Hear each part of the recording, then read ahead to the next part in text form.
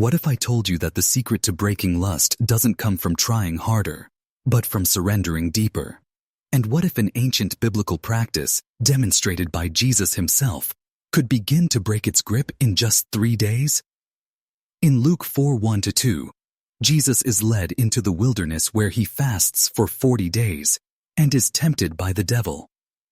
He didn't begin his ministry with miracles. He began with fasting. Why?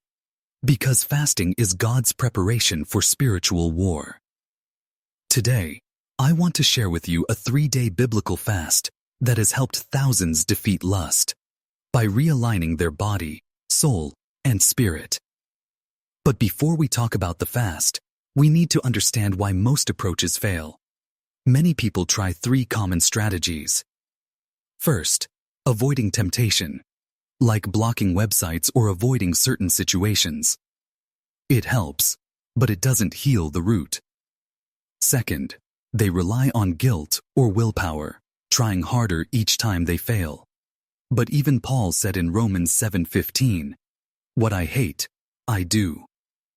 Third, they offer general prayers, asking God to remove the desire, but it persists. Here's what most miss. Lust is more than a sin. It's a spiritual stronghold. In 2 Corinthians 10:4, Paul said, "The weapons of our warfare are not carnal, but mighty in God for pulling down strongholds." The word stronghold in Greek means a fortress, something not easily broken by normal means. That's why Jesus said in Mark 9:29, "This kind can only come out by prayer and fasting." Together they form a spiritual weapon powerful enough to tear down what simple prayer cannot. Day 1 of the fast targets the flesh. Romans 8:13 says, "If you live according to the flesh, you will die. But if by the Spirit you put to death the deeds of the body, you will live." Lust often begins in the body. What many don't realize is that the same brain systems that regulate hunger also regulate sexual desire. When we fast from food, we weaken in lust's grip. That's why the devil tempted Jesus with food first.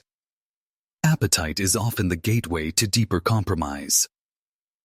Day 2 focuses on emotional and spiritual ties, what Scripture calls soul ties. 1 Corinthians 6:16 says, "He who is joined to a prostitute becomes one body with her." Sexual sin creates spiritual attachments that linger long after the act. These soul ties influence our thoughts, desires, and spiritual clarity.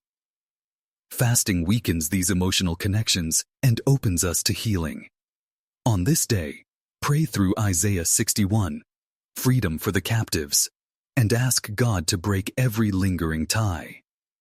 Day 3 targets the spirit. Ephesians 1:18 says, "I pray that the eyes of your heart may be enlightened." Fasting clears spiritual fog and sharpens discernment. It helps you see the lies of the enemy and hear God's voice clearly. When your spiritual perception increases, temptation loses its power. On this day, spend time in stillness. Declare, "I resist the devil and he must flee. I belong to God."